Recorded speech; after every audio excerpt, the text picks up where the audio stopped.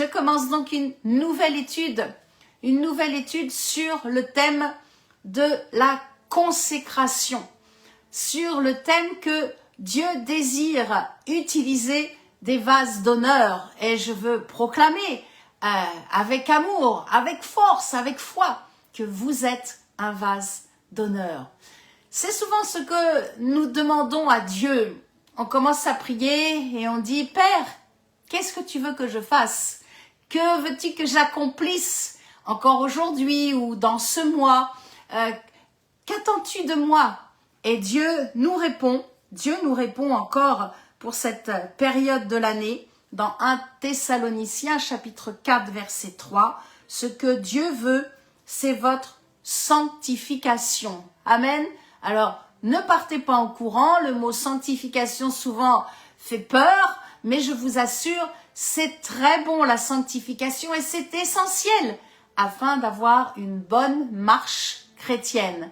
Amen. Alors, on reste ensemble. Aujourd'hui, je voudrais, pour commencer, en introduction, vous présenter les 4 autres sessions et vous parler un peu de ces mots qui peut-être pour vous sont difficiles à comprendre ou même difficiles à expliquer. La consécration et la sanctification, quelle est la différence? Est-ce que c'est la même chose? Comment expliquer ces deux mots? Voilà, donc nous commencerons donc avec aujourd'hui donc signification, consécration et consécration. Et je m'appuierai sur ce verset principal, pour toute cette étude, 2 Timothée chapitre 2, 21. Vous pouvez le prendre, vous pouvez le noter sur un post-it et le mettre, je ne sais pas, sur votre réfrigérateur, votre table de nuit, votre Bible, je ne sais pas, mais que vous puissiez le voir chaque jour parce qu'il est très puissant. Si donc quelqu'un se conserve pur, en s'abstenant de ces choses, il sera un vase d'honneur, sanctifié, utile à son maître, propre à toute bonne œuvre. Amen. 2 Timothée 2, 21. Nous verrons donc dans une première session l'importance du mot engagement, l'importance de notre engagement à se sanctifier. Pourquoi est-ce que le mot engagement est vraiment très important devant Dieu? Nous verrons sur la 3e session les différentes étapes, les 3 étapes privilèges de la sanctification. Vous verrez que vous êtes en Jésus-Christ un ou une privilégié. Alors ce sera une session très agréable. Amen. Nous verrons en 4 comment devenir meilleur. Souvent on se pose la question et on dit, Père, qu'est-ce que je peux faire pour t'être agréable? Qu'est-ce que je peux faire pour être un vase d'honneur? Eh bien, ce sera la 4e session. Et nous finirons avec une session que beaucoup vont aimer. Ça s'appelle l'onction de consécration se communique. Je vous parlerai bien sûr de l'onction, mais je vous parlerai aussi de l'ordination et que, eh bien, cette onction, c'est vrai, de consécration, se transfère. Voilà, ce sont les 5 sessions que nous allons faire ensemble.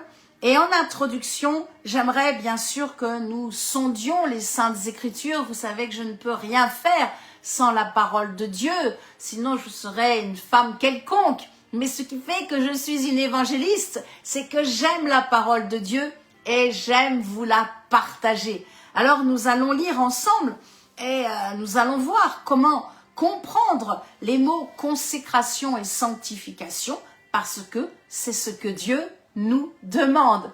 Amen. Vous êtes OK avec moi? C'est ce que Dieu nous demande. Se consacrer. Se consacrer est surtout un terme ancien testamentaire. On ne le trouve pas dans le Nouveau Testament. Lévitique 27, vous vous sanctifierez, vous serez saints, car je suis l'Éternel, votre Dieu. On trouve vraiment ce mot consacré aussi dans Exode chapitre 12, verset 31. Il y a beaucoup d'exemples dans l'Ancien Testament. Et la racine vient du mot Kodash. Kodash. Q-A-D-A-S-H. qui veut dire être saint, être pur, mais surtout de la racine de l'hébreu nézer, qui veut dire mis à part pour le service de Dieu. C'est vraiment ce que veut dire être consacré. Quand je lis ce mot, quand on voit par exemple que Samson a été consacré, Samuel a été consacré, voilà, ils sont mis à part vraiment pour le service de Dieu. Il y a une autre racine qui me semble importante de vous partager, et j'en parlerai un petit peu plus tard dans d'autres sessions. C'est la racine hébreu Hagar, H-A-G-A-R, Hagar, qui veut dire fuir. C'est curieux, hein? Fuir quoi? Eh bien, c'est fuir ce qui est vil, fuir ce qui est mal, fuir ce qui est impur, fuir ce qui est ténébreux. Voilà, on est déjà dans le vif du sujet, hein. C'est donc se séparer du péché, c'est s'éloigner, faire abstinence de quelque chose, c'est-à-dire faire abstinence de nourriture, faire abstinence de passer du temps devant la télévision, faire abstinence de certaines choses dont vous avez l'habitude et que vous aimez. Lisons ensemble Exode 12, 31, puisque j'en ai parlé. Nous sommes donc dans l'explication de la sanctification au niveau donc de la consécration dans l'Ancien Testament. Dans la nuit même, Pharaon appela Moïse et Aaron et leur dit « Levez-vous, sortez du milieu de mon peuple, vous et les enfants d'Israël, allez, amen, j'aime ce mot, hein, allez servir l'Éternel comme vous l'avez dit. » Voilà, il faut donc séparer. On retrouve également dans le fait de se sanctifier cette racine qui veut dire exactement la même chose, de se séparer du péché. C'est la racine grecque agéazo. Agéazo, H-A-G-I-A-Z-O. Agéazo nous donne deux axes. Quand je parle du terme « je me sanctifie », premier axe, c'est-à-dire je me sépare de ce qui est profane, de ce qui est impur. Et c'est très important. C'est une décision volontaire. Je prends cette décision. Je vais maintenant pour m'engager sur le chemin de la sanctification. C'est un peu comme cet exemple. Je me souviens que quand j'étais enfant, vous savez, j'habitais la campagne et papa avait un poulailler.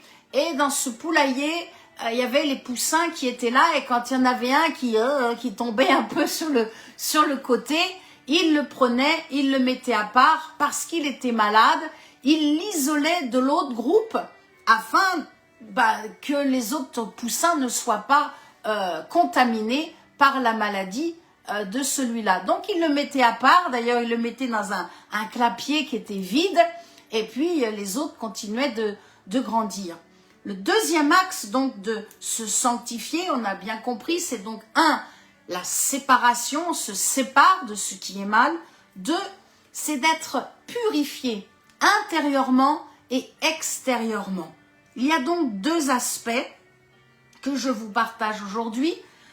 Vous vous en doutez, si je vous parle de purification, c'est le sang de Jésus. Amen. C'est le sang de Jésus qui nous lave de tout péché.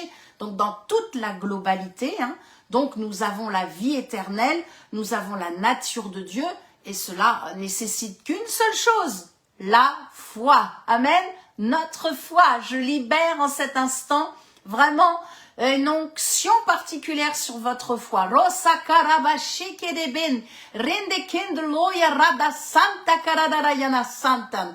Que en cet instant vous soyez contaminés d'une bonne contamination pour augmenter votre foi, pour prendre soin de votre foi, pour nourrir votre foi dans ce temps que nous vivons, qui est un temps vraiment particulier où l'esprit de l'antéchrist s'infiltre et s'impose de plus en plus, que votre foi vraiment s'affermisse au nom tout-puissant de Jésus-Christ. Amen. Amen. Donc, nous sanctifions. 1, nous sommes séparés. 2, nous sommes donc purifiés. Purifiés, 1, lavés par le sang de Jésus. Et 2, eh bien, c'est notre amour. C'est votre amour à Jésus-Christ qui va vous presser à l'intérieur. Vous sentez quelque chose qui vous pousse, qui vous presse, et vous voulez plaire à votre Seigneur. Vous désirez vraiment être agréable à Jésus. Et cela nécessite quoi? Eh bien, cela nécessite notre volonté. C'est mon désir, c'est mon choix, c'est ma décision, c'est ma volonté. Je désire, oh Saint-Esprit, viens, que mon cœur soit nettoyé. On l'appelle et on lui demande, nettoie tout désir impur. Viens à l'intérieur, viens nettoyer mon cœur de toute cette crasse, cette souillure. Viens nettoyer. On lui demande, c'est nous, amen. On fait cet appel, on lui demande. Et puis, c'est aussi la même chose au niveau de l'extérieur, au niveau de notre corps. Le corps est nettoyé de tout impact de mort. Croyez pas qu'il n'y a pas des petites particules de mort et de virus qui se véhiculent dans les airs.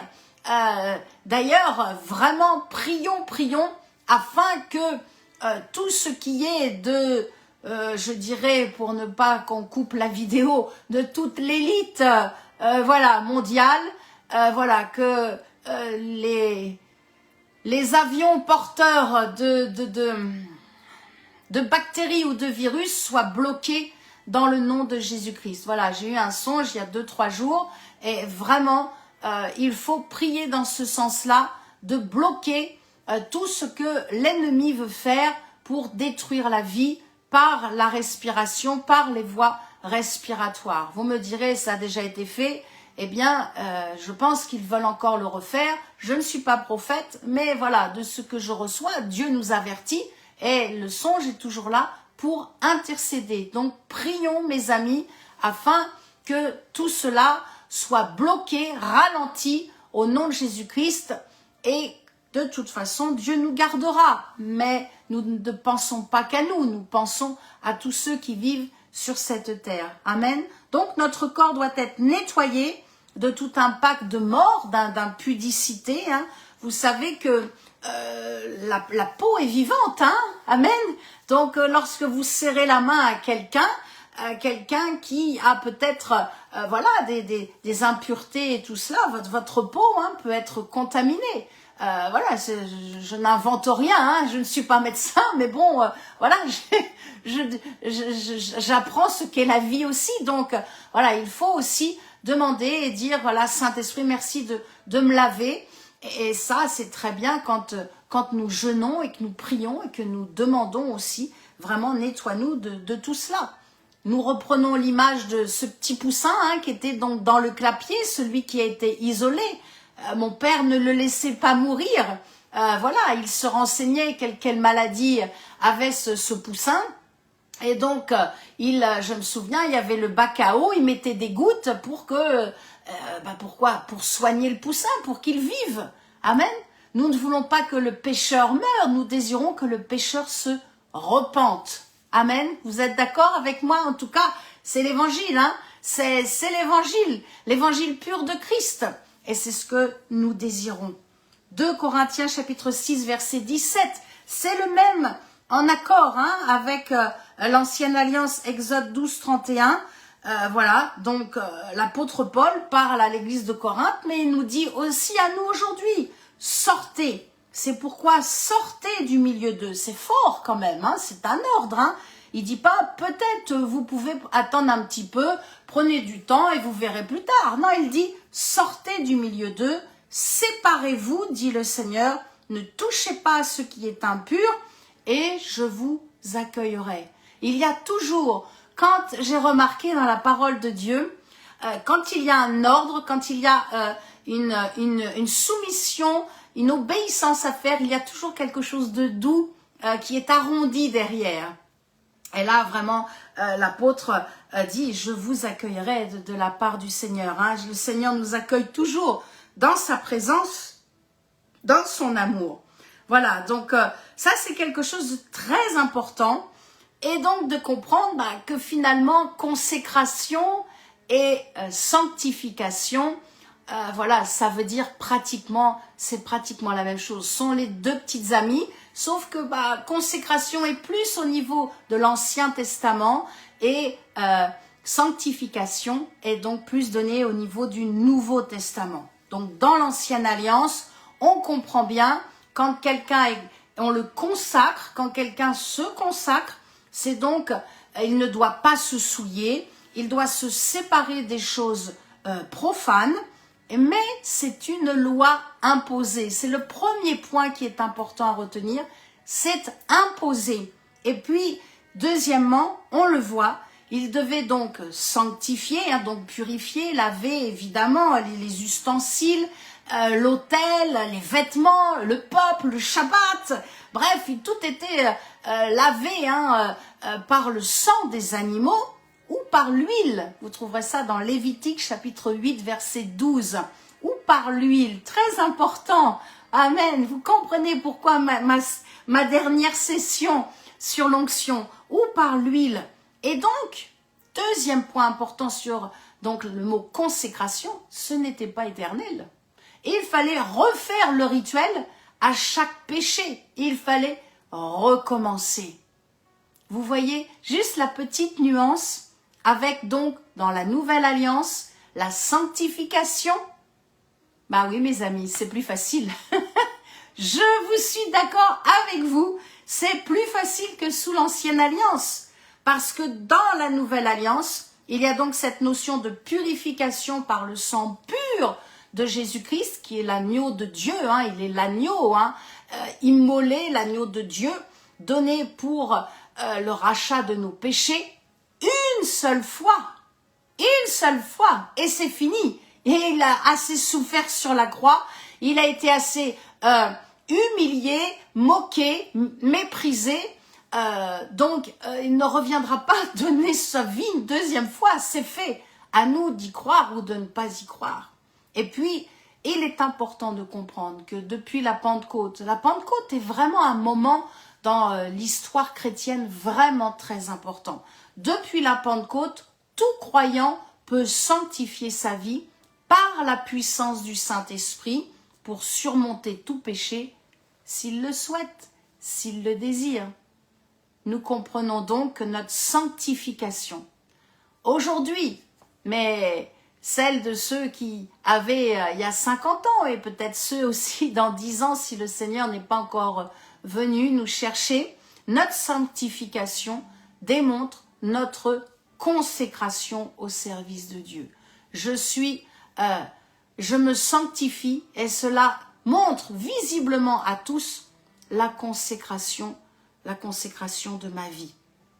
Prenons ensemble quelques versets de la parole de Dieu, parce que je ne veux pas que vous pensiez que je sors ça de mon chapeau, mais je sors ça de la parole de Dieu. Amen. Hébreux chapitre 9, mes amis, sur les réseaux sociaux. Hébreux chapitre 9, versets 12 à 14. Hébreux 9, 12. Jésus est entré une fois pour toutes dans le lieu très saint, non avec le sang des boucs et des veaux, mais avec son propre sang, ayant obtenu une rédemption éternelle. Alléluia! Car si le sang des taureaux et des boucs et la cendre d'une vache répandue sur ceux qui sont souillés sanctifie et procure la pureté de la chair, combien plus le sang de Christ, j'aime ce verset, c'est un verset pour les évangélistes, combien plus le sang de Christ, qui par un esprit éternel s'est offert lui-même, amen, volontairement, s'est offert lui-même sans tache à Dieu, purifiera-t-il votre conscience des œuvres mortes, afin que vous serviez le Dieu vivant. Magnifique verset. Je l'accompagne de 1 Corinthiens 6, 11, où nous allons voir qu'il est évident que nous sommes sanctifiés par Christ. Amen. Alléluia. Vous êtes toujours avec moi. Jésus est saint. Jésus est saint et donc nous sommes sanctifiés par son sacrifice. 1 Corinthiens 6, 11. Mais vous avez été lavés. Vous avez été sanctifiés. Mais vous avez été justifiés au nom du Seigneur Jésus-Christ et par l'Esprit de notre Dieu. Jésus dira aussi dans Jean 17, 19, « Je me sanctifie moi-même pour eux, afin qu'eux aussi soient sanctifiés par la vérité. » Nous sommes saints. Oui, mon frère, tu es saint en Jésus-Christ. Et il n'y a pas besoin d'attendre d'être canonisé. Il n'y a pas besoin d'attendre que vous soyez plus sur terre. Non, vous croyez en Jésus-Christ, Jésus est saint. Alors, vous aussi, vous êtes sanctifiés par son sacrifice. Hébreux 10, allez, je vous assure, il ne souffrira pas une deuxième fois. Non, non, non, non, non, non, non. Hébreux 10, versets 9 à 15. Voici, je viens pour faire ta volonté. Il abolit ainsi la première chose pour établir la seconde. Écoutez bien, c'est en vertu de cette volonté que nous sommes sanctifiés. Alléluia. Par l'offrande du corps de Jésus-Christ. Comment? Une fois pour toutes. Amen. Une fois pour toutes. Oh, quel Seigneur merveilleux nous avons.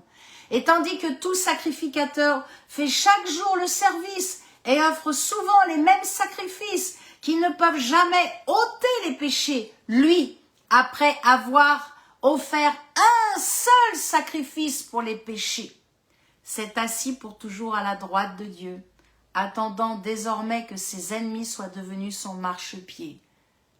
Dernier verset, car par une seule offrande, il a amené à la perfection pour toujours ceux qui sont sanctifiés. On peut le dire ensemble, par une seule offrande. Amen. Par le seul sacrifice de Jésus-Christ. Il m'amène à la perfection avec ceux qui sont sanctifiés. Pour toujours, il nous amène à la perfection. Waouh! Je ne connais pas d'autres religions qui proposent ça. Je ne connais pas d'autres chefs spirituels qui parlent comme cela. Un seul sacrifice, une seule offrande. Oh, alléluia, alléluia. Oh, que cela fasse réma en cet instant, je prie. Que cela fasse réma dans votre cœur en cet instant. Que vous réalisiez que Jésus a donné sa vie volontairement. Il a dit au Père, j'y vais, je vais moi donner ma vie pour telle personne, pour autre personne, pour le pire même des brigands, pour le plus petit, le plus âgé, pour tous ceux qui habitent dans des pays où c'est difficile, c'est pauvre, dans des pays même qui sont riches. Je vais, pour tout être humain, je vais donner ma vie. Oh, Rabashike de Berihaden, de Loyanamala Haden. Jésus, merci. Merci pour ton sacrifice à la croix. Merci car ton sang me lave. Ton sang me purifie. Et je suis déclarée sainte devant toute l'humanité, devant l'armée des cieux, devant les anges, devant l'armée des ténèbres. Je suis déclarée sainte parce que je crois en ton sacrifice. Amen. Oh, quelle gloire, mes amis. Donc, pour terminer en résumé, nous comprenons que dans l'Ancienne Alliance, être consacré signifie la mise à part pour servir Dieu, pour le service de Dieu, mais c'est une mise à part imposée d'une personne ou d'une chose. C'est un service imposé, alors que dans la Nouvelle Alliance, la sanctification implique le libre choix de notre engagement, oui, de notre engagement de vie à se consacrer, à se mettre à part pour servir Dieu. Quelle grâce! Sans jeu de mots, mais quelle grâce de vivre sous la saison de la grâce. De toute façon, je vous l'ai toujours dit, si j'avais vécu sous la loi, il m'aurait déjà lapidé, je serais déjà brûlée, même sur un bûcher. Mais je vis sous la grâce. Je suis une femme, je suis une évangéliste, je suis une femme de foi et je suis heureuse de vous partager cela.